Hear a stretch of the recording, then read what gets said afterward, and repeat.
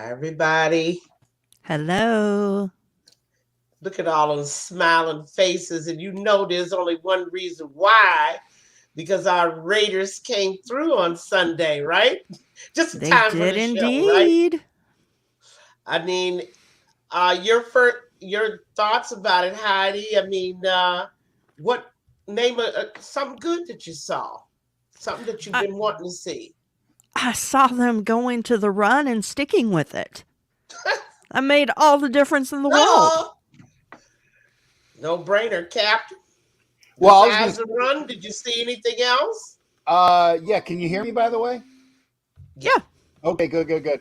I actually, it's on that thought is basically that Josh Jacobs set a new Raiders record for the first running back to run for three straight 140 yards in a game, straight, straight, straight. So boom, boom, boom. Which, when you think about it, when we've had people like Marcus, who is obviously the benchmark for great Raider running backs as far as longevity and yards and things like that. I mean, obviously a lot better than Clarence Davis wasn't known for having those streaks. Marv Hubbard was not known for having those streaks.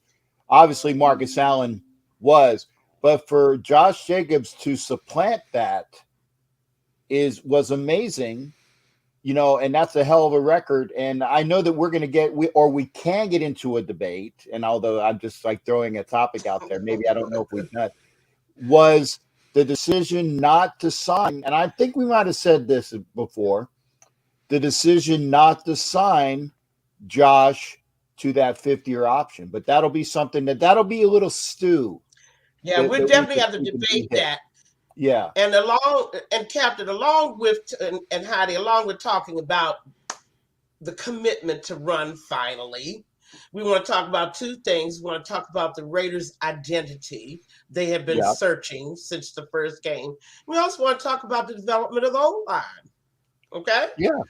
Mhm. Now, I did notice that 80% of the runs did come on the left side, and of course, that's our best side with Colton, right? But I Right. also saw some good run blocking and some serious pancaking going on, really on both sides. So we gotta give the O line some kudos too. Something definitely has happened with that line. I see some gelling, and of course, Andre James has become that anchor that we were looking for after we lost our center a couple of years ago. But I get the feeling that that line is feeling a lot better about itself these days. And they should. I mean, they had a runner that's gone for 140 yards in the last 3 games in a row, and Hmm. he scored 3 touchdowns this last game. That's So, right. And the I mean, pass why blocking, shouldn't they feel better? even the pass blocking has improved, especially on that right side. I don't want to get started there, but uh, Carr is getting the time that he has to have to at least go to his second, and I've seen sometimes even his third check down. We had some good numbers. We love to see Foster Moreau back, right? And he was the actually the tight end that we were missing the most, is Yes. because Foster rarely drops balls. um, Yeah. Uh-huh. he rarely and he blocks a hell of a lot better than Derek. And I'm not slapping Waller. I'm just saying that. But as Yeah, far as we'll save consistency, time for that. yeah. I'll let you have that. That I'll tee you up. I'll tee you up for that. But as far as being consistent, Foster Moreau has been the most consistent, dynamic tight end who can pass block, who can catch, who can do everything needed as a tight end. And I just think that he was definitely missed with that knee injury, and he's been out. He was missed more than Darren Waller. Now Horsted came in and played adequately, and Right. and playing adequately in the NFL is good, because if Hmm. you're playing adequately, you're doing your job. He That's played right. adequately, but he wasn't that above average tight end, and we've been missing that. So we got Moreau, we have Horsted, and if Waller ever decides to figure out that I'm getting paid to do something, Yeah, let and him do Perhaps we it. they should also do it. yeah, and we also saw Renfro back, 3 catches, 55 yards, not bad. few pass patterns. I don't know whether anybody saw it, but the Raiders came back with that play that was a disaster against Kansas City. That crossing pattern between Renfro and Adams, right? They came back with it early and ran it twice. And it ran the way it was supposed to run. One time Renfro catches it, one time Adams catches it. We did see Hollins regain a little bit of his confidence, right? It was only 2 catches, but one was a big one, right? Yeah, that's Carr's only touchdown of the day between 2 defenders. Mm-hmm. I noticed right in front of me that. too. Right in front of me, and he did the little shimmy, and I was like, "It's like, hey, I'm here, come over to me." No, he kept the ball. That's fine. That's fine. Hey, but you know, actually, the worst thing, and I got to say this, Peggy, the worst thing that happened on Sunday was when Jacobs had the touchdown going into the corner of the end zone, and he throws the ball up, and you know who he's throwing it to? Who was he throwing? Texan Van? No. He was throwing it to he was throwing it to Dede. Because okay. He was throwing it to Dede, and because Dede had taught, and I'm not diming Dede out, I'm diming her out in a good way, because Dede had a conversation with Jacobs before, saying that, hey, this is where I sit, I'm always going to be there, yada yada yada, and she was there, and he remembered, or she had made the conversation about, well, this is where I'm in when you get to the R. I said, no, don't worry, when I get to the R, I'm throwing it to you. He was throwing the ball to Dede. Oh, and it was errant by about a foot. But that's okay. The dude that was there wasn't even supposed to be there, and that was Dede's football. And of course, Dede, not being a nasty person, didn't say anything. But Dede, that should be your ball, and I think Josh still owes you a game ball. And just for those of you who don't know Dede Dillard is a DC Metro Raider. Yes, she is. And former Marine Corps. And a real, hoorah, right? And she absolutely is a diehard Raider fan and has season tickets. And just like you, Captain Jack, flies from the East Coast for every game, home game. And you know her as Tinker Hell. Yeah, Tinker Hell. Yeah, Tinker Hell, and she gives everybody hell. And that was for Dede. So I hope that somebody tells Josh that the ball he was throwing to Dede got intercepted. But that's okay. But now I want to switch over and talk about that defense before I ask for your grades. Tell me something good you saw about the defense. Uh-oh. I'm going to say one good thing, and I didn't see it. Who? No. Who was that directed towards? Oh, wait a minute, Captain. You can go first. Okay, good, because I'm going to make mine easy, because the best thing I saw about the defense was something that I didn't actually see. Mm-hmm. Because when the game was in hand, and I moved from my spot in 121 back to my normal seats in 126, and it took me a while to get there. When the game was out of hand, that Jacobs had that other touchdown, and we're up by 11 or 14, whatever it was at the time. Mm-hmm. And mind you, we didn't take the lead until the fourth quarter. Right, people forget. Yeah, but I was adequately. And of course, you know what that is. By the way, that is the people that are calling. Well, I'm gonna go to Heidi. Heidi, go ahead. A good thing about the defense that you saw? I saw Chandler and Cleveland coming together at the quarterback. It was kind of nice to see both of those to ring up a stat for each of them. Our one sack of the day, and you know what I said earlier about how we just couldn't make it having one sack a game, but it was nice to see those two guys meeting up, wasn't it? And, it was. And Captain, you had to be talking about Harmon's touchdown return. Because I was leading up to it. The pick six, which was the first time we've had a pick six in 4 or 5 years.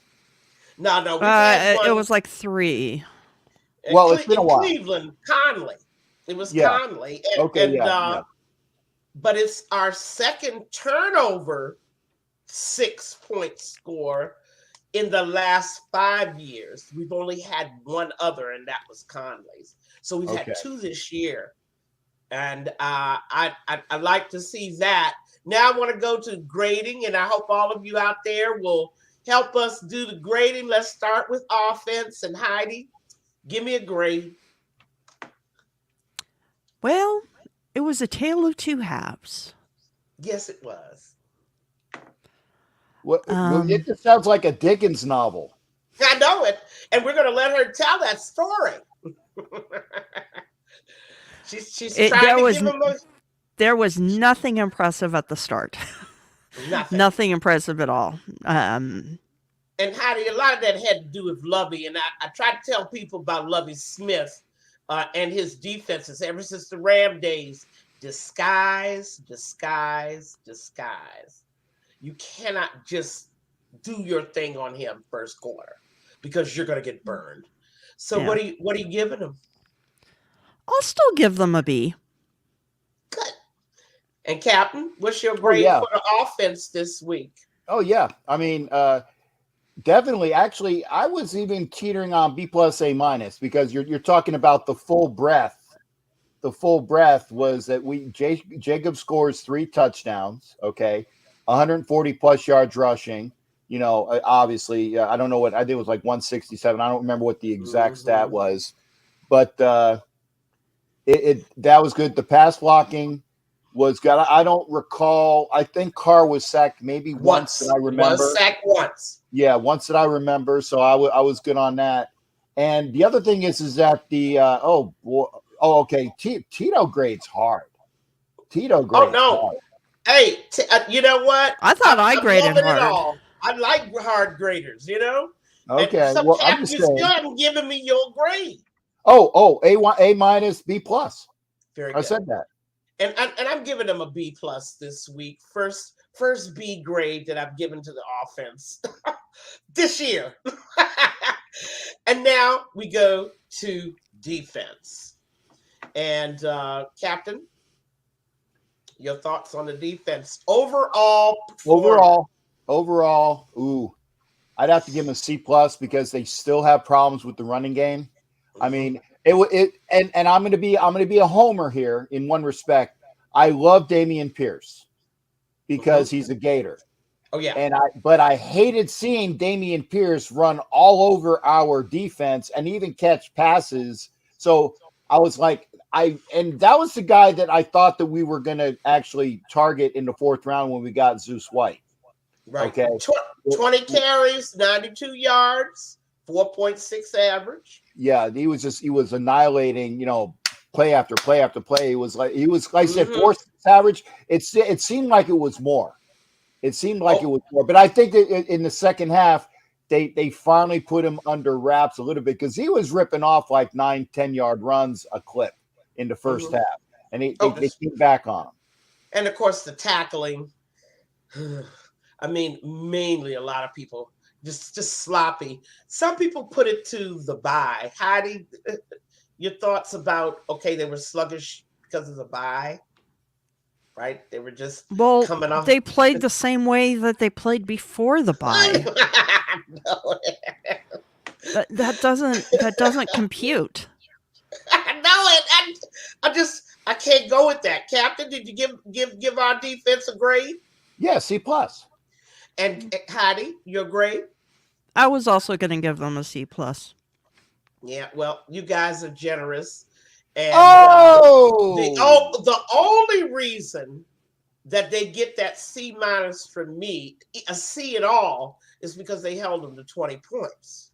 Okay, but 404 yards of offense was given up, and I'm telling you, if it hadn't been for it was the Houston Texans with that young quarterback. No telling what they would have done with that 404 yards. They might have ended up in the end zone a lot more than they did. One more kudo to give to the Raiders. 5 penalties, 44 yards. When you keep it under 5, you can win games. Yeah, mean, you just I made got to. I made sure I talked to John Hussey about that too. I'll have that, but I'm gonna hold that conversation till tomorrow on Oh, NFL Nation Live. So that's a shameless plug, but it's definitely need to be shared with Ref Guru. So tune into that with my conversation with referee John Hussey on NFL Nation Live tomorrow. thank you, Mike. And now we go to special teams. And Heidi, your thoughts on special teams? I thought I saw some good stuff out there as far as run backs. Yeah, yeah, the run backs were nice. I didn't really pay that much attention to them, which was Yeah. nice because that means Hmm. we were executing in the red zone. Yes, we were. Yes, we were. I think we. And And go ahead. what we mostly saw was kickoff coverage. Yeah. We didn't have that many punts. It was mostly kickoff coverage. No. So, you know what? I'll go out on a limb and I will give an A minus. Very My good. And my first A ever. Captain, Wow. your thoughts on the special teams this week? I was about ready to say about the same thing because when you don't have nothing to say about a particular um, Hmm. forum, either offense, defense, or special teams, it means that they were doing the job and they were in the background. They weren't so predominant that they were important to the game. I like the fact that we were getting that Carlson was out there for PATs more than he was out there for field goals. Okay. Okay. Okay. And again, it was like Good maybe point. a punt or two, which is good. So you don't have to cover that. I like seeing Turner back there as the returner. Yeah, Interesting. he did. No, I do because he did muff a punt, but he smartly went on top of it, so it wasn't a bad thing. I want to see Turner back there because it relegates Hunter Renfro to not doing it. And that's what Right. I don't want to see. I want to see Turner back there more often. And maybe we can even throw him in on kickoff returns eventually as well. But I like seeing Turner back there. And I like seeing Turner play, period. It was good Well, to see him come back. and Heidi, I was just going to ask you about that. Didn't we see him on a few little gadget plays? Or, I mean, it was We a did. surprise. We At did. least two little plays that I saw him. I'm like, what are you doing back there? And that's all I was like, what is he doing in the backfield? Well, we've one thing that we have come to recognize is that Josh McDaniels likes his gadget plays. Well, yes, and we'll talk about gadget. I mean, I'm looking at basically nursery school level gadget. I was kind of thinking more like end around reverses, things that show a lot more offensive creativity. Flea flickers. But okay, we're he's starting to loosen up. Okay, I see where we can build on that. And Captain, your special team grade? Oh, well, I would say I'm going to have to give him a straight B. I mean, not a grade A but I given them a B positively because again, they didn't really do anything to affect the cause of the game. I said they did what they were supposed to do. They didn't screw up, so I'm going to Mm-hmm. give them a straight B. Right. And for me, I'm going to give special teams an A this week because I love the fact that we only punted twice. I Cool Kev mean, does not agree with us. no, but that's okay. We love the feedback, the input. He's like blah. Of Yeah, course, a lot of yeah, people are going to go on Turner almost muffing. Was it? That was a punt. He almost muffed, yeah. It was wasn't it it? was a it Yeah. was a muffed punt, but he Mm-hmm. jumped on it. It And did. that's where I agree with you. He was Mm-hmm. smart about it. Yeah. Yeah, let's not try to scoop it up thing. Okay? Don't minute you start bending over, that's it, you're vulnerable. All right, and now we Did go. she just say that? Yes, you did. I did, and I did not use a word that was X-rated to describe No, it. no, you're good. You're Oh good. no, I smoothly Yeah. put that one in there. But now Uh-huh. Yeah. let's What go. was? Move. Captain, let's go to coaching. This week's game. What do you got? What do you got for us? Give me the grade, then give me some I'm going to give it a solid B because again, overall,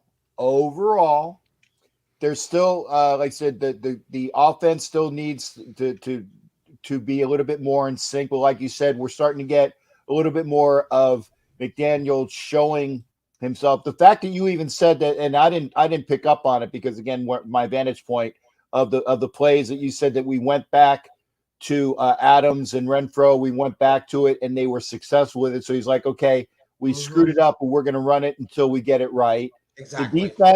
The defense did its job, had the pick six.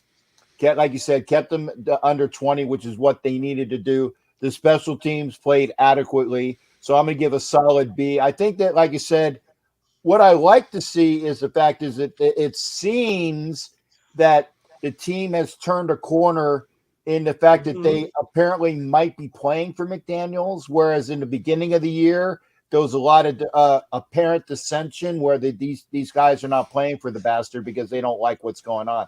I at least see that it appears, and again, appears that the team has turned a corner on that and they're starting to get it. Right. I was really worried about the locker room for a long time. And Patty, your thoughts on the coaching this week? I'm just agreeing with Jack a lot. I also would give them a B, and it's simply because they finally found the run and they finally stuck with it. Mm-hmm. I mean the gadget plays, they're still like you said, a little elementary. But they, the one play that they did have with Carr lined up, and it was like he lines up and then he gets the ball, and then the one I liked was Josh throws back to him. Yeah, but the one that I liked was the one that it was like it was the double pass. It was like a basically a lateral pass then to Carr, who actually then threw it downfield. I like that because it was. I like the one that went 1 yard. Well. Yeah. And of course, most of those kind of plays get executed. It's the running back that throws the ball. Josh don't throw the football. Okay. So, I mean, when you see a quarterback doing that passing back and forth thing, haven't you always seen the running back as the one that's throwing that ball? Yeah, but you gotta. Hey, he's not Marcus. Pure athlete. I mean, and Marcus is up in the box this week. Yes, Did you see him? Yes, he was. I saw him. I said hi to him. He actually knows who I was. Yeah. He actually knows who I was because my buddy was talking to him. Who doesn't know? Who doesn't know, Captain? No, well, I was surprised. And so I'm going to give coaching a B-, and it's my pet peeve that I've mentioned to you guys week after week about first quarter preparation. Now, it may be their philosophy is, and I've seen this, some pretty good coaches, they watch and see what you do in the first quarter, and then they adjust for the second quarter. Okay, in other words, they want to see what you're doing. But by God, I'd really like to see a game where my people are prepared to stop the people that they have to stop on defense, where the offense is prepared to execute and attack the weaknesses of the defense of the other side. I'd like to see that starting first quarter, so our Raider fans up and down the Facebook feeds and on the Twitter don't have heart attacks. They're having heart attacks. They're going to the bar ordering 2 and 3 drinks because it looks like, oh my God, they're doing it again. They're they're turning people like Mills, right? I gotta break out my grandma, yeah. Right. They're turning average guys like Mills and Pierce into all pros. And everybody was thinking, oh my God, we're doing it again. Can we have a game, Josh McDaniels, where from the first snap of the ball, your offense, Graham's defense is prepared for the team they're playing? That's all. And for that reason, I mean, I said B-, but I really just want to give coaching a C. I'm looking for that well prepared game plan from them. I guess they'll get there, right, Heidi? I sure hope so. I mean, they're improving now. They improved against one of the worst teams in the league. Exactly. So,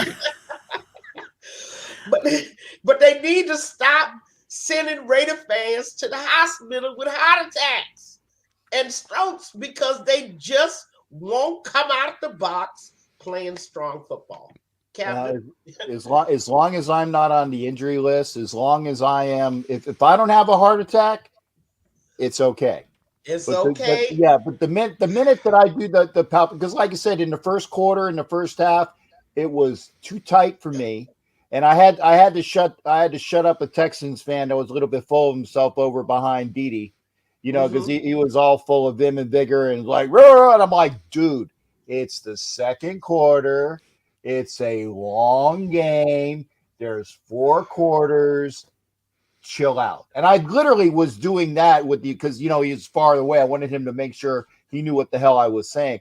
But yeah, it was tighter than I wanted early on, and I'm glad that they came out and they started executing a lot better in the second half. That's what I really liked. Yeah, and it's fortunate for us that they exploded for 21 unanswered points in the fourth quarter, or we might have had one of those tight down to the wire games.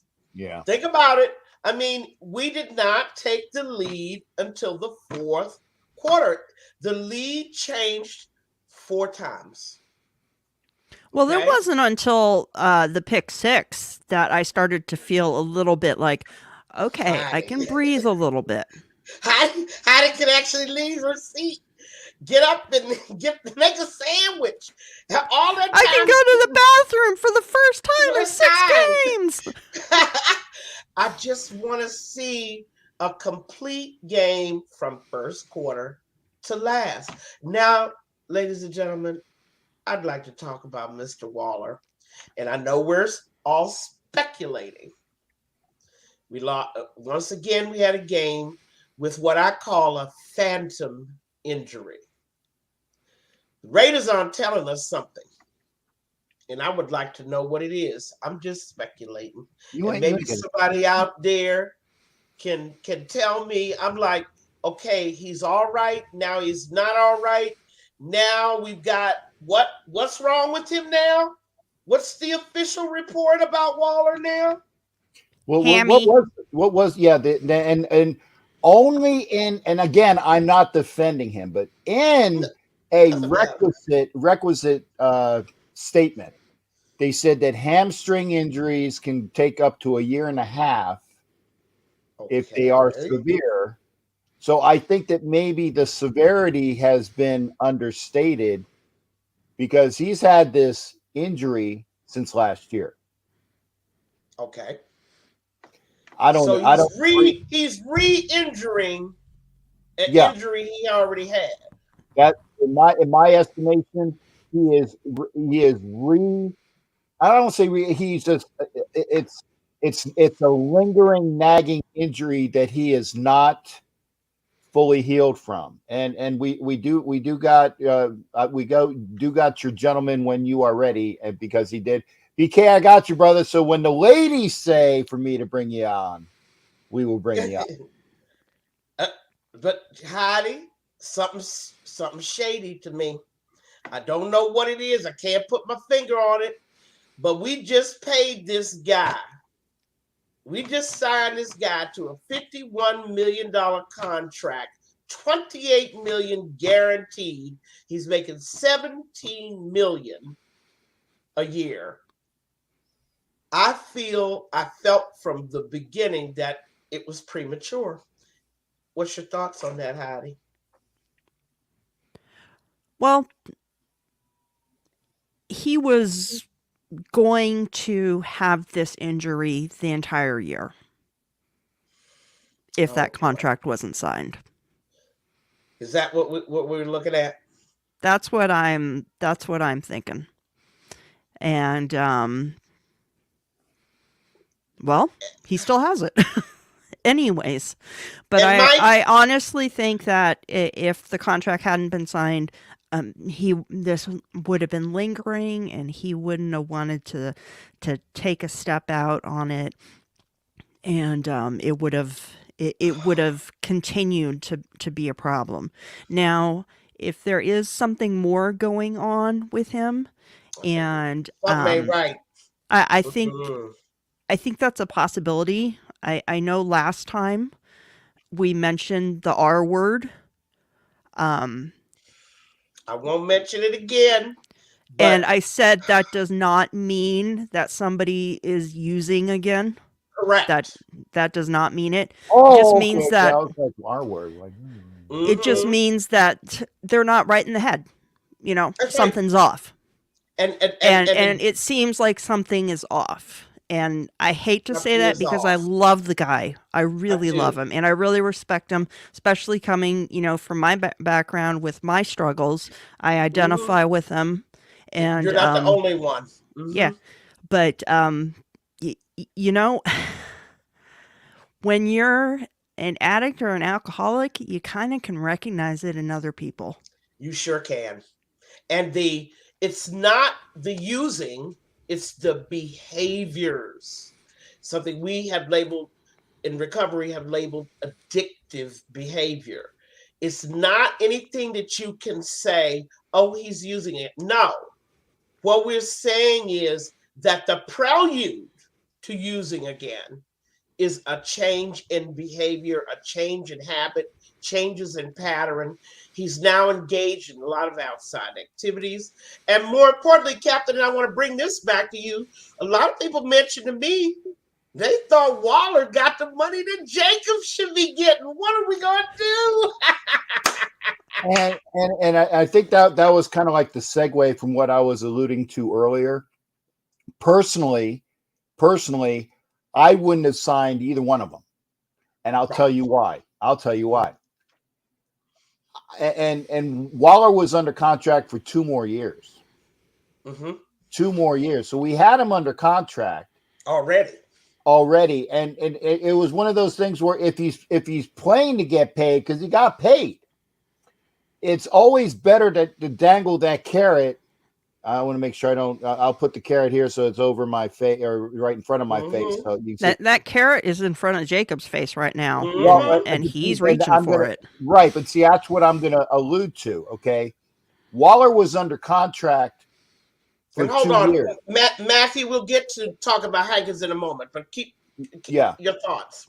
but I don't think that we should have re-upped him this year. And as far as Jacobs, I agree with him not being signed this year because my biggest thing on Josh Jacobs is that Josh Jacobs cannot play a full season without getting injured. And that is the Mm-hmm. reason why I think the Raiders did not re-up him is they want to see what his longevity is, his durability.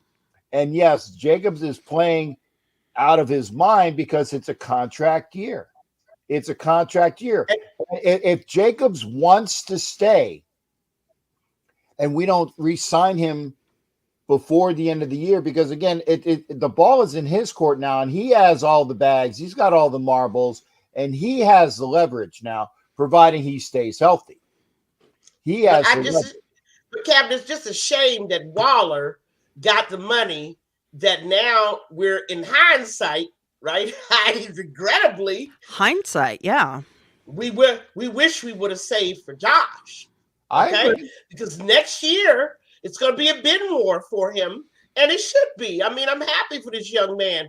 I would not be sad to see Jacob go, and people know why. But I also think that you need to be prudent. Ziegler and them, to me, they didn't know enough about the Raiders to start making these kind of decisions, even though it is their job to decide who they're going to sign and who not. But I felt like they should have just waited a while to get the lay of the land. Oh, well, Willie Wayne, please.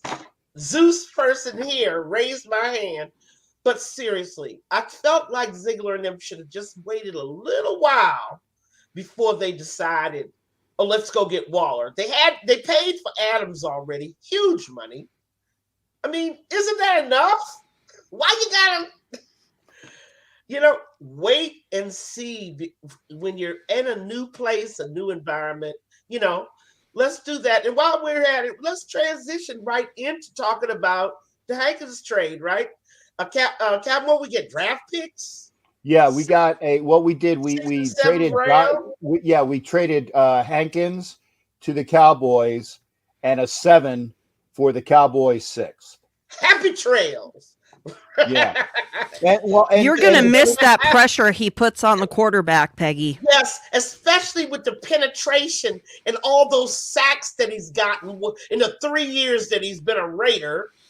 Well, okay, but I will say this again in his defense. Jelly Roll's brother, In his defense, he is the best run-stopping defensive tackle that we have. And where was that? Did I see that on? You didn't let me finish. Did I see that in Tennessee? Did I see that Sunday? No. But what I'm saying is that he was the best run-stopping defensive tackle that we had, but McZiggy, as people are going to say, McDaniel with Ziegler, McZiggy, they know how they're building this team for the future.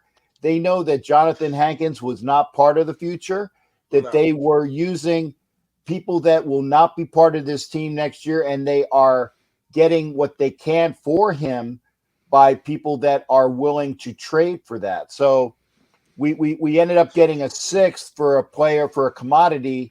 And the fact is that the 2 young kids that we drafted are going to be seeing more and more playing time as far as when we transition to Butler and the other kid. I can't remember.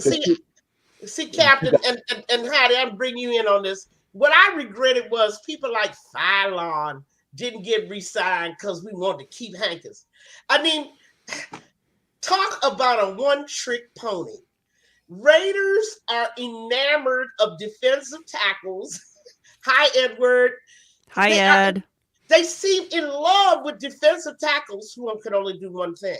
And that one thing is not getting to the quarterback, okay? Not putting any pressure, not penetrating, not disrupting. I mean, heck, get a hand up in the air. How about batting down a few balls for me?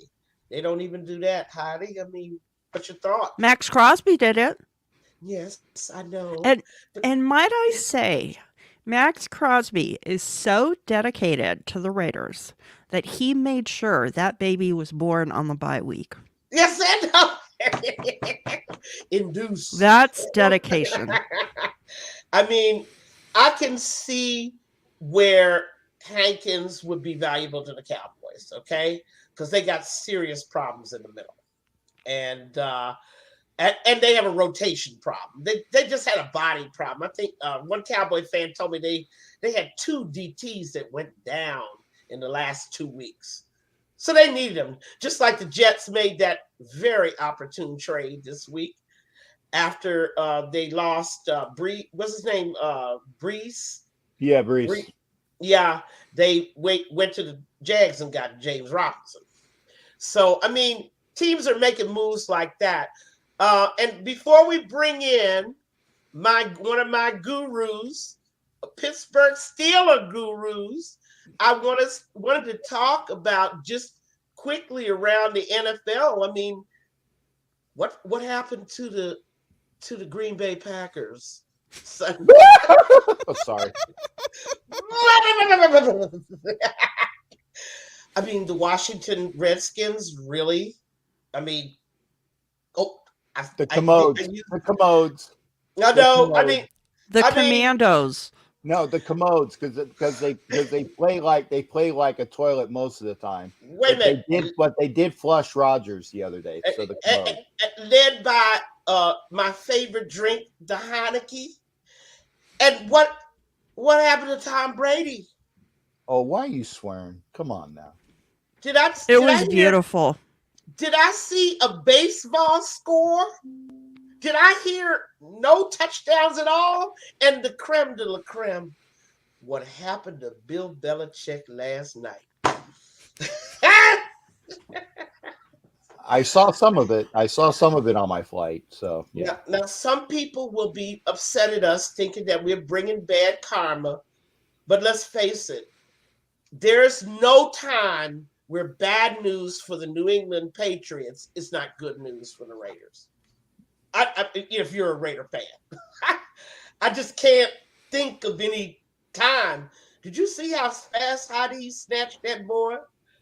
The enemy of my enemy is my friend. That's correct. He snatched that boy Mac Jones so fast after the interception, and then captain the post-game spin. Right, the spin was, "Oh, we planned it that way." That's what that is. That's what that Is is. that why Mac Jones was saying, "I'm out"? You got to, but you got to say it the right way. No, that was planned in the baseline. We were going to do that.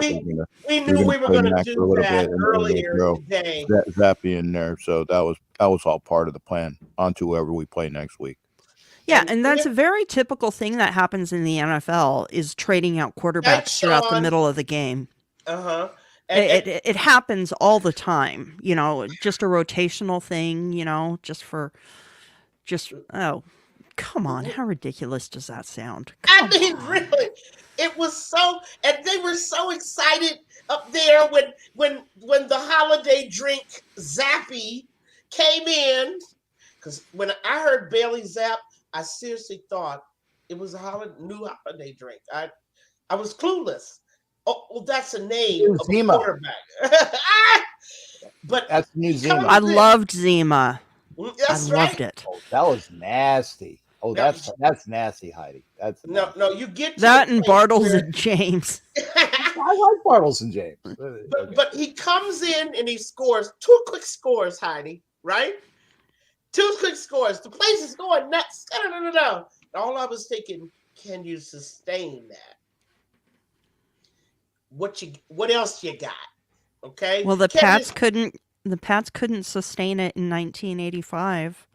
They ran into the Bears defense. Buzzsaw. It was so sad. It was buzzsaw. Well, that and like I said, Doc being a legitimate Patriots fan, he's not a Cheatriots fan. He's a legitimate Patriots fan. Was giving them kudos. Now, is our special guest in yet? Oh, he's been here. That's why I said I just we're wanted ready. to make sure. We're ready for him. Yeah, no, I wanted to make sure that BK knew that I had him, so he didn't pop out. But yeah, he's been in here. He's ready to go. So without further ado, go on, Peggy. Why don't you introduce our wonderful guest for everybody? Tonight's special guest is one of my gurus. I said it before. People wonder why I have all this knowledge. This is a guy that is a reason why. I mean, he knows football like people know their bedtime prayers. They know how. He knows how to put things in a way that everybody understands it. He's the head of our Facebook group that's been around for, what, BK, 7 years now? Yeah, since 2016.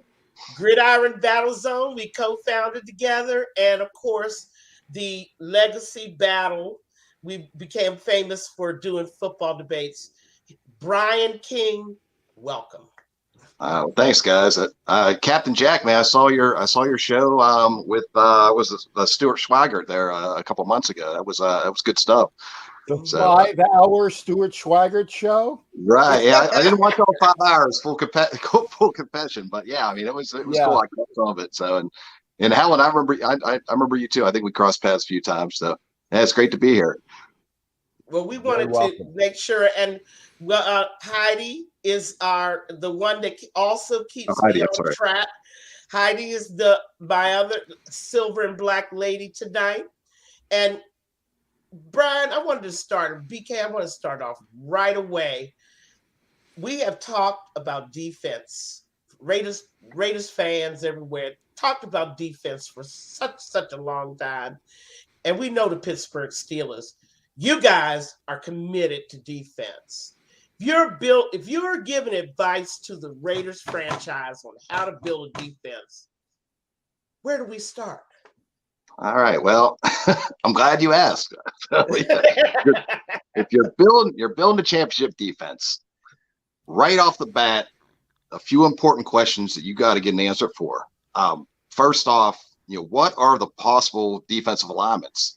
I mean, back in the day, you only had the 4-3 and 3-4, and that was it. But man, over time, we've added, we got 3-4 flex, so we got 4-3 flex, we got 3-4 hybrid, nickel heavy. I mean, there's all kind of different mutations of defenses that have come about. So, like my team, the Steelers, we've run a version of the 3-4 for decades. I mean, we kind of like to do the same thing over and over for years and years, and then we kind of converted a little bit into a 3-4 flex with our guy TJ Watt that will, he'll come up and make it a 4-3, and or else he'll hang back and make it a 3-4. But when I look at the Raiders, I mean, they've switched it up a lot over the past several years. I mean, you had Ken Norton running a 3-4, then you had swearing. I'm sorry. Yeah, exactly. I got a few, you might want to get your bleep button ready, because I got a few more names here to drop. You got Paul Gunther, you got Gus Bradley. They ran a 4-3. You got Paulie G. Yeah, were you going to say that? I got Paulie G.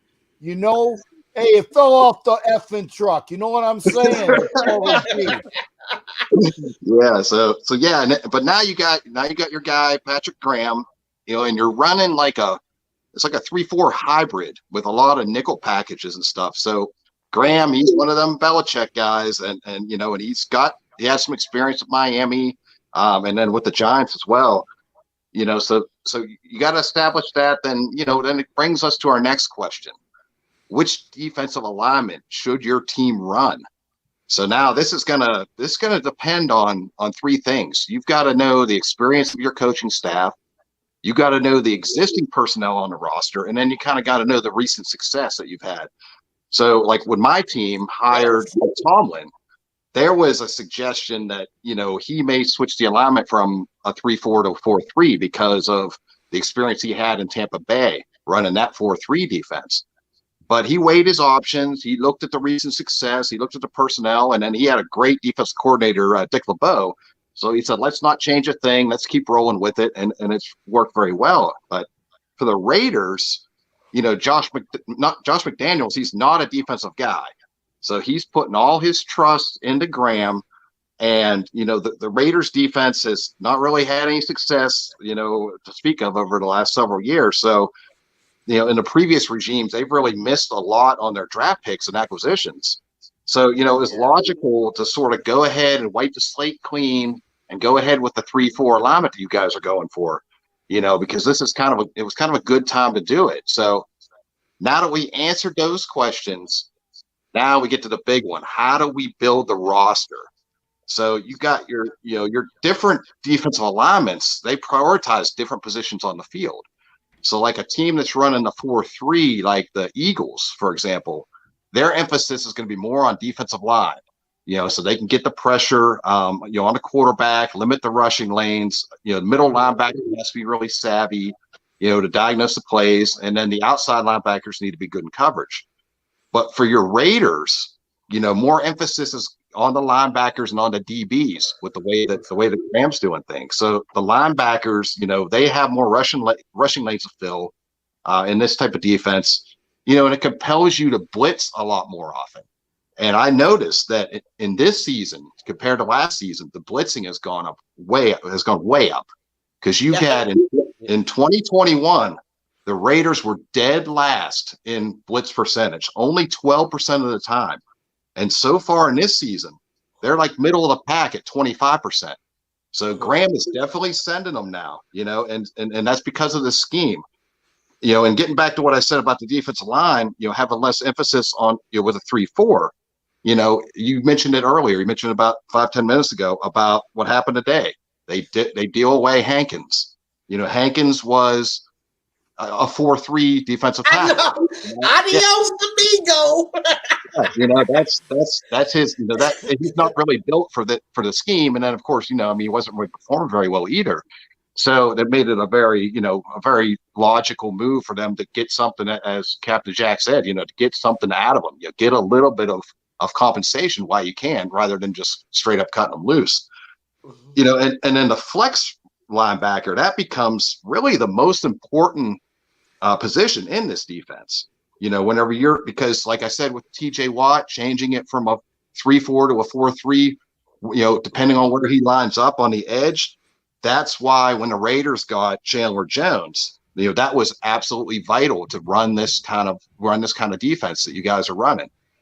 So now the most important part for building the championship defense is depth. You've got to have a deep roster at the important positions. It's like going to Philly 2017. You know, they had that amazing postseason run, but it wasn't all because of Nick Foles. They had great depth at the defensive line, and they just kept throwing fresh bodies out there over and over and over again. And as you recall, it was Brandon Graham for the Eagles made the play that knocked the ball out of Tom Brady's hand in the Super Bowl, and that's what won it. You know, it was like that was the key play in that game.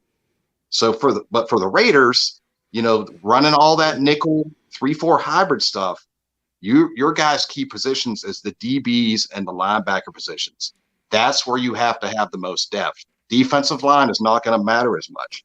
So, you know, if you're going to build that championship defense, that's what you got to have. And you guys have a great additional component whenever you look at Max Crosby. I mean, that guy's motor is unbelievable.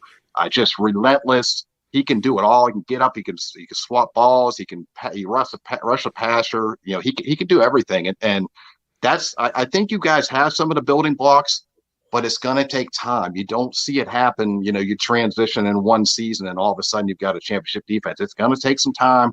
But if you want to sort of look at a team to model after, you guys have set something up that's very similar to what the LA Rams have going on with the nickel type defenses, you know. And so if you look at the kind of success that they've had, that's I think could be the future if the Raiders play things right.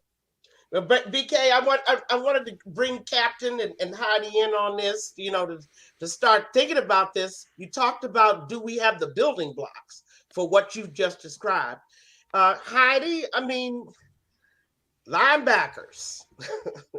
I mean, do we keep Denzel? I mean, would you keep Divine Diablo? Would you keep Diablo? I mean, I would keep them, yeah. Mm-hmm. But they need more. They definitely need more. I mean, on Sunday, for a while there, it seemed like Blake Martinez and Denzel Perryman were making every tackle. Mm-hmm. I mean, they were running around everywhere. Captain, I mean, he's talking now about secondary. What do you do with a guy like Abrams? That's our strong safety, BK. I mean, we don't know what he is. It's disappointing. Yeah. Well, wait. Here's the thing, though, and as BK said this, you can't do it all in one season. Right. You can't. It's gonna take minimum, I'm saying 3 years, because you start with the baseline here. You're adding pieces as you can. We added Martinez, who knows Graham's defense, and he was available. And so he came in, he's plug and play. You get rid of Hankins, who is not going to be available. So you get building blocks for him. Next year is kind of like, or today, this season is you're baking, or you're putting the ingredients in for the cake. Okay. Mm-hmm. Next year, you put the cake in the oven. Okay. Mm-hmm. And in year 3, you get the cake out of the oven and add the frosting and the icing. Okay. So what you're built, you got the baseline, the ingredients coming through and getting the ingredients together for the cake to actually become something that's edible and decent to eat. And then by year 3, and hopefully it's at the end of year 2, because remember the Super Bowl is in Vegas after next year. So hopefully we get like an addition, like year 2-3 is next year 2-3. It becomes that. Mm-hmm. And it'll be the long beginnings of a what OG likes to say, the dynasty. To have a dynasty, you got to win a playoff game. So we got to at least start that. Okay, but they're building. Know why not? I mean, right. They're building, but they're getting the pieces that they need. They're building the pieces that they need, and they're doing it fiscally. They're Okay. doing it fiscally, aside from a way too much money spent on Don't get us started. we already The went into that Raiders are in situation. love with offense. Yeah. And this hasn't just been this year. This has been an ongoing thing for decades. They don't spend enough money on the defensive side of the ball. And when they do, we get Richard Seymour and Warren Sapp in their last years of their career. That's just not gonna get it done. You absolutely have to bring a young talent in, and you have to develop it. And what you were talking about with the linebackers and safeties and things like that, we got problems there. Yeah. You're building it. You're building it, though. Like I said, we got rid of Trayvon Mullen. And I saw it in the chat. You traded Hankins for a rack of ribs, and then somebody said, "Yeah, and you traded Mullen for a bag of chips." So you're getting rid of the components that you don't want. For a fact they're not going to be there. Okay, you got rid of them immediately. You kept Hankins as a serviceable person, but got rid of him at a time that you can get something for him. And you already mentioned Abrams. That's the question mark. Because he has played better. He has played better this year. Peggy, come on, listen now. Not in coverage. There we go. He has played better this year overall. Only because we're sending him on blitzes. But that's another point to make on the Hankins is on the Hankins trade is you think about where he went. He went to Dallas. Dallas is a 3-4 defense. They don't really prioritize defensive line either. But that was because of the injuries that Peggy mentioned earlier to Dallas that they're so desperate. So this was like a peak time. You guys probably got the most that you were ever going to get out of him. Yeah, and if he was great, that was just, and so, you might say, oh, it wasn't much, but like it was the best that you could possibly do. So I wouldn't get upset about it. I mean, I think you guys made it a solid trade. Well, and I wanted to transition, though, now that we talked about the Raiders defense, you've given us food for thought, what scheme we're running, where the emphasis should be, where they should be really changing. But I just wanted to change it up altogether. There are 3 teams in the NFL that I believe are in a major transition point, having lost a really, really good quarterback. And the Pittsburgh Steelers are definitely one of those. And I look at the Denver Broncos struggling for 7 years, okay? And it's not at all clear that they've solved their quarterback problem.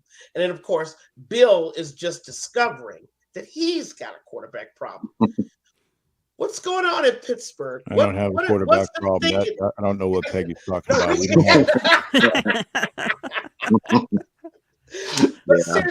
Billy's up. He is our future. And so quiet on that. Billy. What are you hoping to go on? Why did you go out and get Trubisky and then throw him away quickly so you could bring the young man on, Pickett?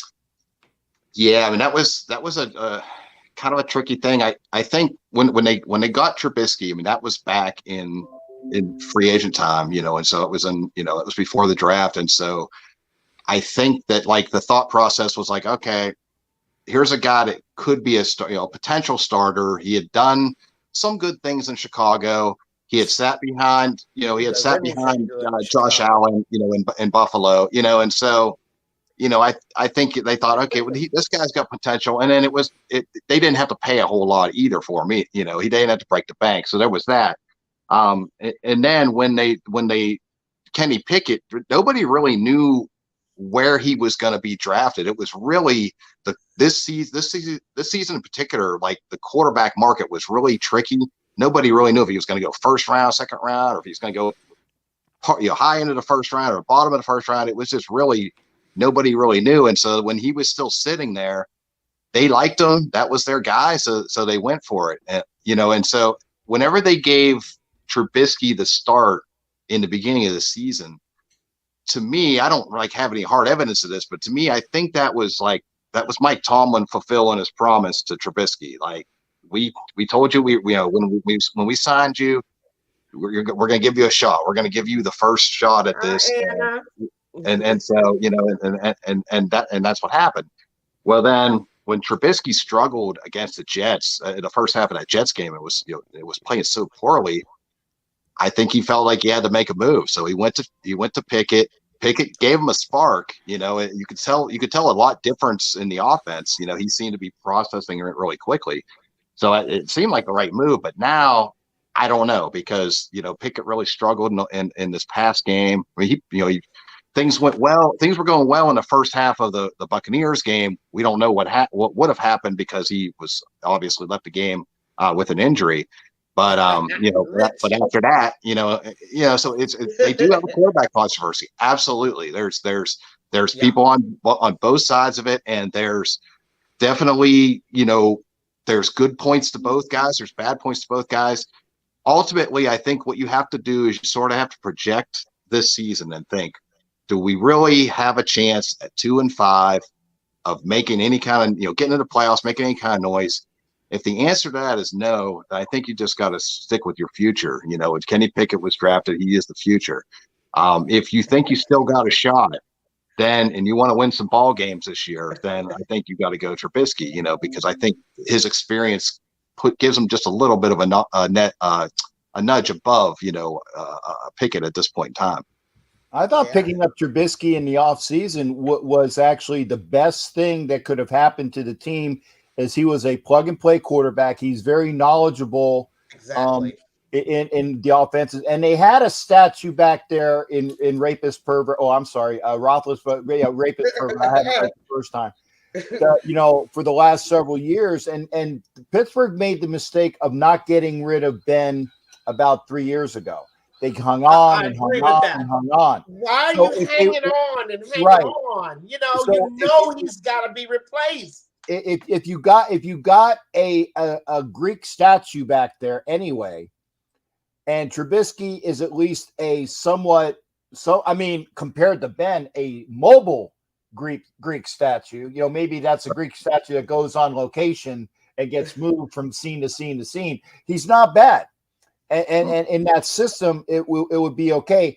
But everybody, in my estimation, everybody and their grandmother in the Pittsburgh area knew that Kenny Pickett was going to be a Steeler come hell or high water, come draft day, unless somebody was, I want to say stupid enough to overdraft him. But when he dropped into the Steelers' hands, it was, Katie bar the door that was coming to fruition. They missed on Marino, and they were not going to let it happen again. We're not going to up twice. Those comparisons were going for sure. Yeah. And Pennsylvania in general has turned out some really, really good quarterbacks. This is Joe Montana from there. Oh, you got Montana, you got Jim Kelly, you got Joe Namath, Johnny Unitas. I could go on and on. George Blanda for your Raiders there. Oh, my God. I like this guy. He knows the fact that Blanda and Montana and Joe Namath, they're all from the Monongahela at that area in and around. And Johnny U is from there. DK, you got some good tags. Good tags. All right. You really and like you said, the Steelers seem to have missed out on quite a few of those young men. And I guess, like you said, they were determined it was never going to happen again. And I do that. Now I want to transition to what we've been all thinking about, those moments, those Pittsburgh Raider moments. Oh, yeah. We've had some great ones. Heidi, I remember I told her homework assignment. And for the audience out there, I want you to think of your favorite Pittsburgh Raider game moment. And of course, it could be regular season or playoffs.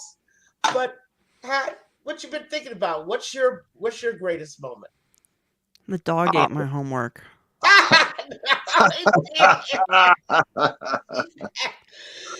No, there are two moments that stick out to my mind, and the first one has to be Terrell Pryor's run, 93 yard. run at the start of the game touchdown. And Pryor's from Pittsburgh, by the way. Yeah. Is he? Yeah. Another Pittsburgh QB. Go ahead. And I believe that's still the Raiders' longest rushing touchdown in history. It's in the Hall of Fame. It's longest running for a quarterback. Go ahead. But I think just I have a soft spot for Bruce Gradkowski. A real soft spot for him. And that's a swear word to us.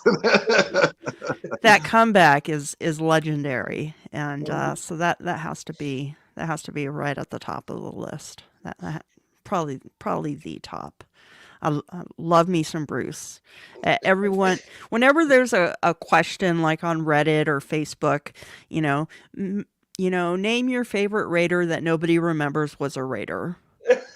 And for me, it's always Bruce Gradkowski. Always. Oh yeah, there's no question. And I'm gonna go next, and I'm gonna name my favorite moment was Richard Seymour slapping the I like that. Oh, those are fighting words there. I mean, that game, we lost it, by the way. Yeah, I remember that. Yeah, because he was tossed in the first quarter. Well, but that moment when the fists came out, and Roethlisberger's standing there more shocked than hurt, and I'm looking at, did he just do that? Did he just do that? And I'm gonna steal a little bit of Captain's thunder and just have to talk a little bit about the Immaculate Reception. Get it right. Get it right.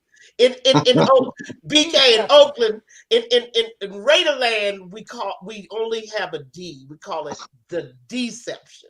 Right, yeah. But I'm gonna put another spin on it. Okay, I'm not gonna argue that the ball hit the ground, folks. I'm gonna argue that an offensive player from the Steelers tipped the ball, and that's how Franco got it. It should have been an illegal. Yeah, it's a Frenchy football. Right. Yep. Mm-hmm. It should have been an illegal pass. And oh, by the way, BK confirmed this for me. Isn't December 24th this year some sort of Franco Harris Day? Yeah. That's we got a 50-year anniversary going on. So yeah, we will be there. It's so appropriate. Captain, I want to go to you for your favorite Steeler Raider moments. I'm actually gonna go way back, not quite to the Immaculate Deception, which, by the way, BK, the Raider Nation, when Franco was going by in the cavalcade of cars in Canton this year, we made sure we had signs for him. Okay, it's like repent now, Franco. You know it was a trap. I said the Immaculate Trap Deception, and we gave it to him, and he loved it because he was laughing. He's a great because guy. We know that we gave it to him because we were told that he always gives it to the Raider fans up in Canton during that time, but we gave it to him this year. So that made my Canton. And it's along those lines. And as a kid living in Philly, it was the Raiders that always lost to the eventual Super Bowl champions. We were pushed out by the Dolphins. For year after year, living in Philly as a kid, losing to and I'll say this correctly, the Stillers. You lose to the Stillers, okay? And they push you out. And I remember the 1 year that they had the icing. It was one of the AFC playoff games that they iced over the field. Cliff Branch couldn't do it because he would be skidding on that. Mm-hmm. My favorite moment is the AFC Championship game in Oakland. When we finally beat that Stiller ass and went to the Super Bowl to get our first Super Bowl the following 2 weeks against the Vikings, but it was beating the Steelers. And they were saying like, oh, well, Franco and Rocky wasn't. That'd be Rocky Blyer for all you folks that not Rocky, not Stallone, but Rocky Blyer wasn't playing, and Franco wasn't playing, and it was either Swan or Stallworth. I don't care. You beat the team that is in front of you. That shows up. The one that shows up, right? And I think that they had a back named Russell was the other, if I remember correctly. That was the running back that they had. I don't care.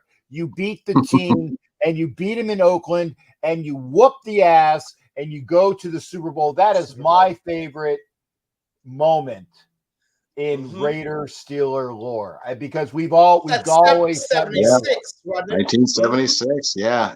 Right. That's 76 season. Yeah. Yep. And I need it. Now, and of course, our guest goes last. He gets to give his favorite Steeler Raider moment. Take it away. I mean, going to that 76 game, there was actually something that was kind of iconic that happened in that game, even though we lost. There was a point, I don't remember which DB it was from the Raiders that hit him. Might have been Tatum or somebody, but somebody hit Lynn Swan, and he was like knocked out. And Mean Joe Green, there's actually a picture of it, Mean Joe Green carrying Lynn Swan off the field. It's kind of an iconic moment. So to me, that one stands out as far as my NFL historian side. That stands out as a great moment, because that was like a really big bond, and kind of fueled the next, because 2 out of the next 3 years we ended up winning the Super Bowl again, so kind of fueled that bond. But and then of course, I mean, you got to go with the immaculate reception. I mean, as far as that was, because not only just because how everything went down, but winning that playoff game, it was the first time that the Steelers franchise had ever won a playoff game. So you were talking, we were 40 something years old of a franchise finally breaking the ice and getting that. That was such a huge moment. And then I know it was, we ended up losing the next round to the Dolphins, but that sort of kicked off the Steelers dynasty, so to speak, because of the 70s, because it was you had to break the ice, you had to start somewhere. And so that was a big moment as well. I'm gonna jump in real quick, only because you reminded me. Okay. If they called the play correctly as a trapped ball, and the story about he wants to go there. No, it was trapped. And if you call, and BK, I don't know whether you know this or not, but the guy did ask, the referee asked the guy in security, said, how many security officers are on your crew? Everybody was liquored up, and the guy said about 6. He goes, that's all I need to know. Exactly. He comes out of the dugout because they never made a motion when they when Franco crossed the end line. They never made a motion. The guy goes out of the dugout after being on the phone with New York. Okay. We get those conspiracies going now. Before he's on the phone with New York, asked the guy how many people he had for security in a liquored up Pittsburgh Three River Stadium, about 6 or 10. He goes, all I need to know. Comes out of the dugout, and then he's on the list of hands. Okay? Yeah. And the second part to that is, if they called that correctly, the Raiders go in and they beat Miami the next week, because the Raiders are the team that's everybody that win streak. Perfect season. Dolphins, I don't know, man. There is no Dolphin perfect season. The Raiders go in to get their glory, and because of one bad call, it just greatly changed the landscape of the NFL.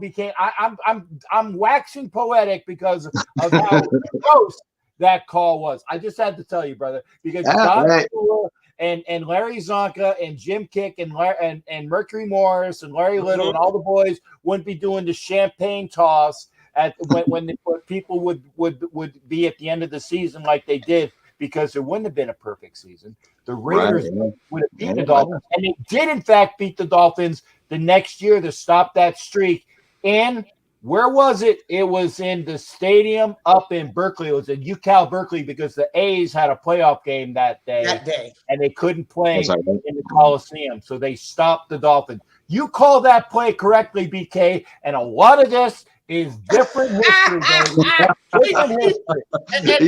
We're still mad about it for 50 years.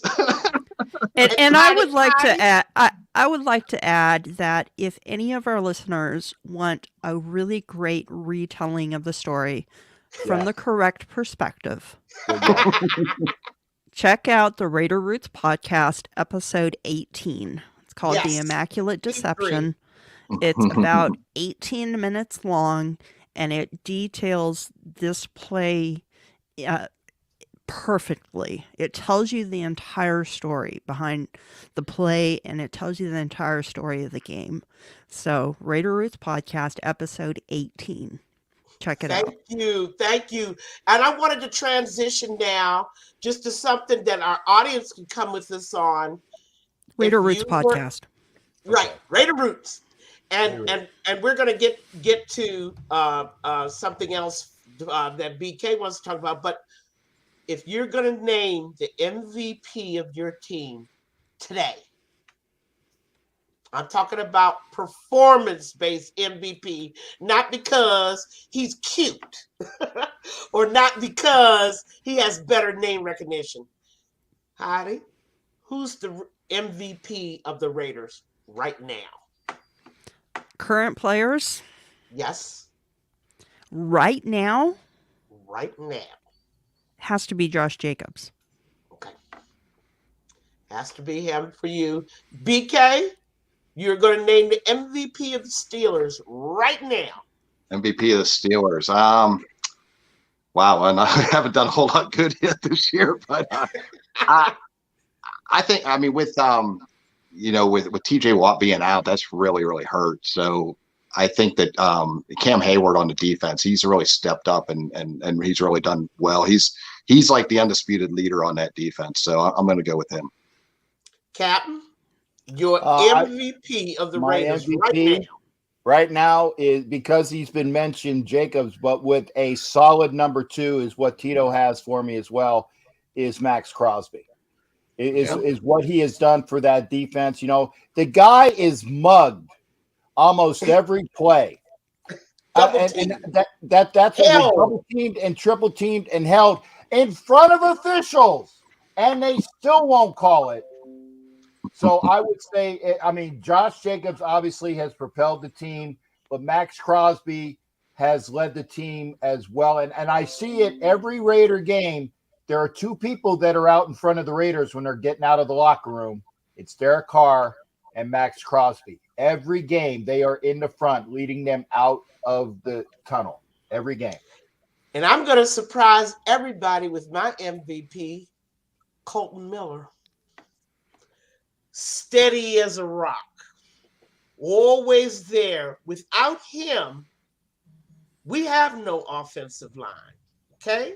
We have no guy that we can depend on week after week after week to not only provide the pass protection that Derek needs, but that run blocking has become deadly. And the tackle doing run blocking, I mean, that's a pretty unique guy. I'm going to make my MVP Colton Miller. And now I wanted to transition again, and let's out there, those of you that are commenting, I want to get your ideas on your MVP. And Heidi, I did like your MVP, Jacobs. He really has got to be the guy. Yeah. At this moment. If that's what I asked, at this moment. Now, BK, you've got a really nice podcast going with some really fantastic guests called Legacy Battle. And I don't want to promote it so much as I wanted to talk to you just briefly. You've had a few Raider guests on, or have you not yet? Have you? I think we've only had one Raider guest. I mean, we've had many guests, but do you guys remember Jared Bunch? He was a fullback and running back. Yeah, I interviewed him. Yeah, Jared Bunch played for the Giants, Raiders, and then he was an actor in Hollywood. That's right. Yeah, we talked to Jared for a while. Yeah, so Yeah, I think that's the only. I was looking before the show. I was looking down our list, and I think that's the only Raider actually we've gotten so far. But any Raiders out there, if you want it, you want to come on, you're welcome. The unique thing about the legacy battle is we have a tradition on Gridiron Battle Zone where we do the debates. And that's how legacy battle, I think the idea, the concept got started. We actually had football debates where we gave them 6 questions, and 6 questions they would debate on. And then we had a panel of judges, right? The big winner. And legacy battle is set up just the same way, right? Yeah, yes, somewhere. You do the debating and the battles, and then you pick a winner, And so I wanted to talk about just that format. I mean, how's that working out for you guys? Well, so what we do, we usually get about 3 or 4 panelists, and we try to get a guest that's in. We do all sports, not just football. We do baseball and hockey and basketball and Olympians and anything you can think of, any kind of sports. And we come up with a question that's the theme for the show. Like, let's say if we had a Raiders guest tonight, and we would say, okay, how about who are the top 5 Raiders offensive players of all time? And that'd be a really cool show, So then each one of the panelists, we're going to represent, a couple candidates for the show. And then we're going to throw it to the guests and get their expert opinion on that player as well. And then once it's all over, sort of everybody kind of weighs everybody's information and highlights that they threw out there, and then we pick who our winners are of the debate. So it's it's kind of something fun, something a little different than just like a straight up interview of the player. We do some of that afterwards. We do a Q&A afterwards, but we want to sort of get their expert opinion, because I mean they were on the gridiron, they were in the trenches, they were the guys that they know what was going on back then, and so their opinions, in my view, their opinions have a lot of weight and a lot of value. So I just wanted BK to get in his little plug for that, and I have a final question. Just everybody walking off, the one thing you'd like to see the Raiders and the Steelers do better. The one thing, offense or defense.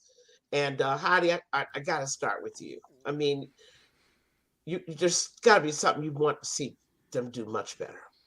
Pressure the quarterback. Okay. Absolutely. I mean, we have talked about the Raider pass rush oh no, Cap, it's just been me, right? Hammering away on, pass rush. Defensive tackle, push from the middle. You don't win. Your defensive ends can't eat unless your defensive tackles push the pocket. We need more production out of the defensive tackle position. I can go on, but I think this horse is dead. I was going to specify from the defensive tackle position, but I think that it's kind of a given when you say BK, that. Yeah, I think it is. BK, the one thing you want to see the Steelers do better. I think they've got to get better with their play calling. I think a lot of times they're sort of been too conservative. We're finding ourselves in 3rd and 4 and 3rd and 5 all the time, and that's great. But you run 2 times and then you have to convert a 3rd down, and you've got a quarterback, a rookie quarterback. It's not always easy, and so it puts so much pressure on them. I just wish that they would get a little bit more vertical, a little bit more deceptive with some of their play calling, and try and stay ahead of the sticks a little bit more. Captain, the one thing you want to see the Raiders do much better. They actually did it one game, and that was against Kansas City. They were up 17-0. Mm-hmm. They were up 17-0 against arguably the second best team in the AFC, because I still think Buffalo is the best team in the AFC, but arguably against the second best team in the AFC, they were up 17-0 in their house, and they were dictating plays. They were dictating tempo. They were playing with the lead, and everything that they were doing worked, and the defense didn't have to, they didn't have to play from behind. If you do that, you dictate, you play with the lead, and you put the effing foot on the effing gas and you effing don't and stop don't it. look back. Don't That's second what guess you do. yourself. That's what I want to see them do. Like I said, they did it once against arguably one of the top tier teams in the AFC, if not in the NFL. If you can do it against them in their house on a game that is a primetime game, there is no reason why you can't do it repeatedly. And for me, my thing that I'd like to see the Raiders do better, and I already mentioned it, game planning, game preparation.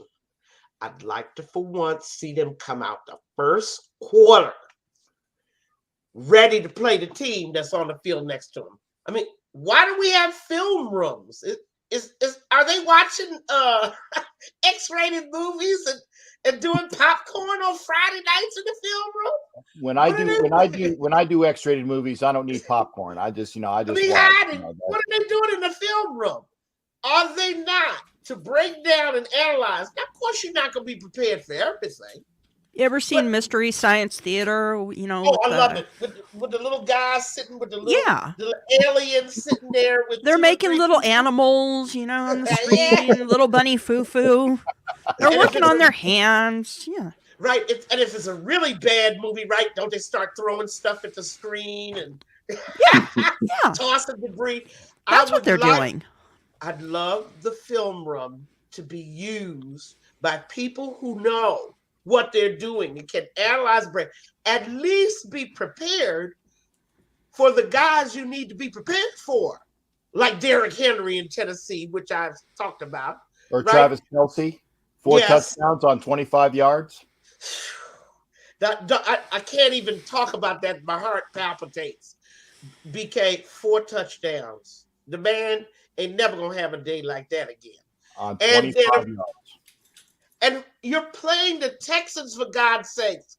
I mean, what other weapons do they have? They got Pierce. That's really it.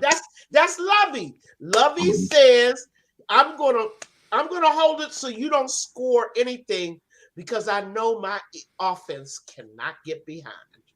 Okay? Yeah, absolutely. Yeah. I run the football. I control the clock. I control field position. If I don't do those things, the Texans can't win any football games.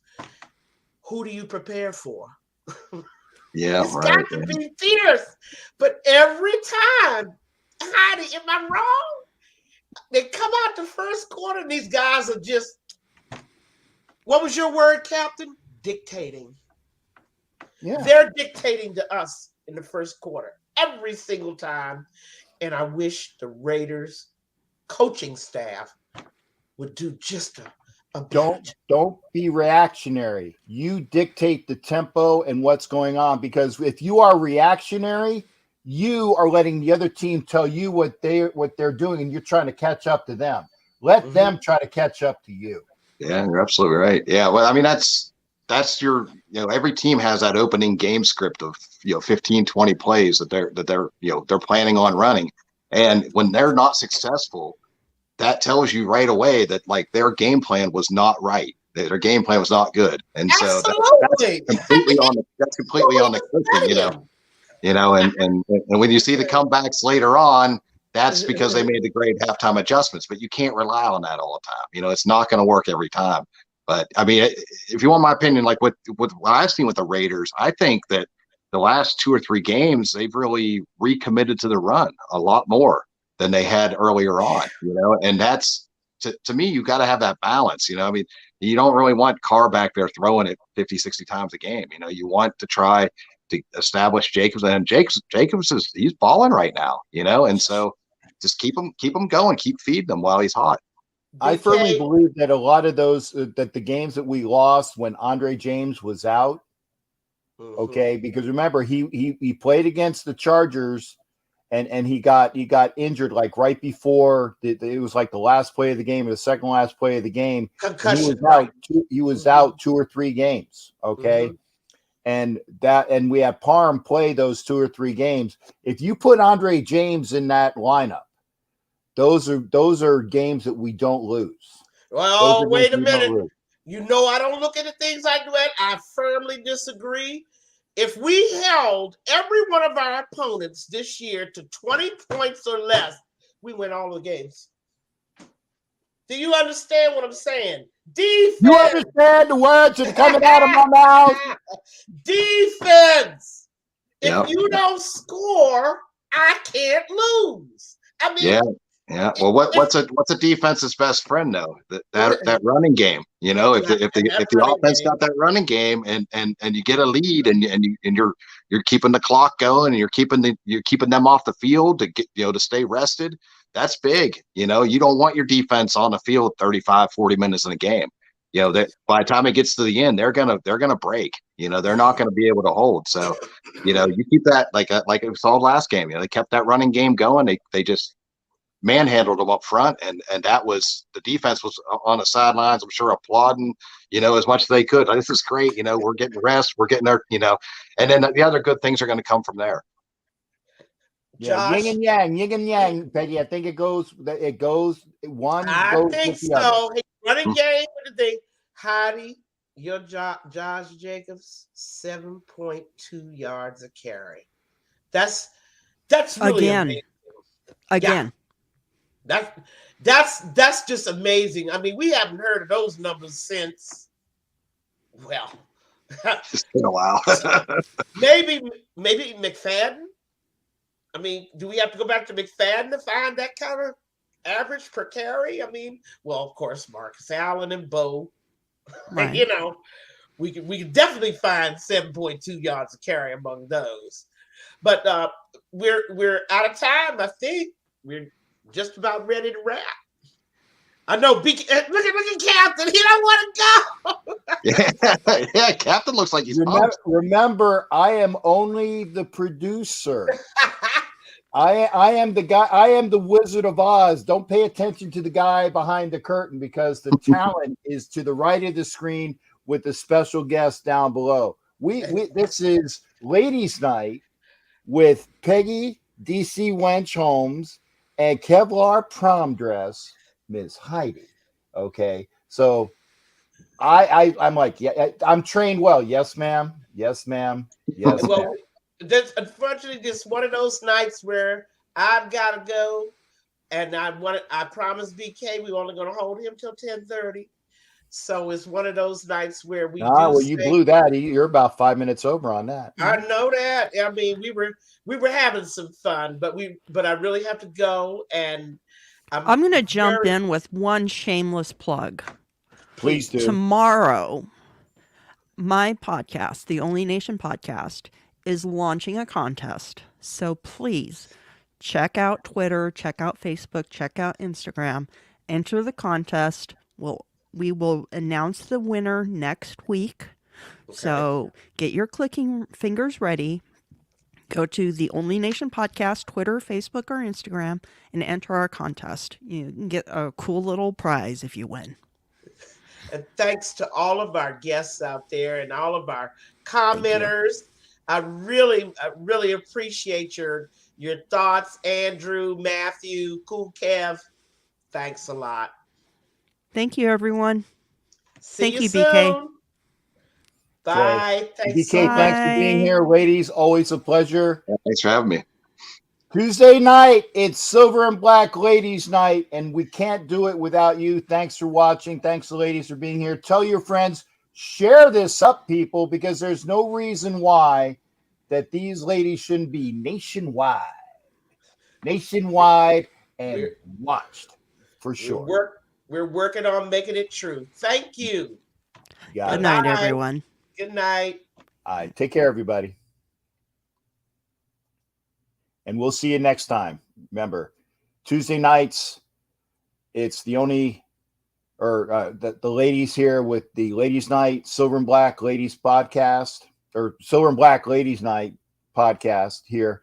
And then every other Tuesday, it's Chronicles of the Black Hole with myself and OG Jack Daniels. That's on Tuesdays here on this channel.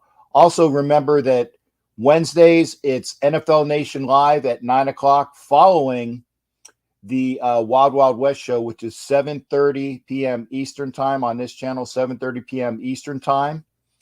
And then again, NFL Nation Live at 9 o'clock Eastern Time. And tomorrow, a very special one-of-a-kind podcast. We're going to have wide receiver Daryl Hobbs will be coming on 11 o'clock Eastern, 10 o'clock Central.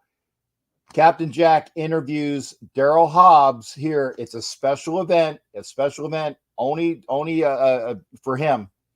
That is tomorrow night, 11 Eastern, 10 Central. Make sure you are here, okay? Thursday night, obviously, it's You Don't Know Jack About Sports. Thursday, we're going to have a special guest as well. It is, I'll have to, I had his name here. Wait, let me make sure I get the name right because I don't want to screw that up. Okay, hang on here. We have a special guest on Thursday as well. It is Kevin Bryant, who wrote a book about spying in the NFL. Kevin Bryant will be here Thursday. That is the You Don't Know Jack About Sports show here. Kevin Bryant will be our guest there. And then, of course, after the game at 9 o'clock Eastern, okay, Ask Captain Jack. After the game, 9 o'clock Eastern. So we will be there. So there you got it. You got it. Make sure that you are there. And I want to, again, thank the ladies for the show and our special guest tonight. Great that he was, BK, with lots of knowledge. Make sure you're here. Thanks again, everybody. Take care, and we'll see you next time. Yeah! Isn't it great for a victory?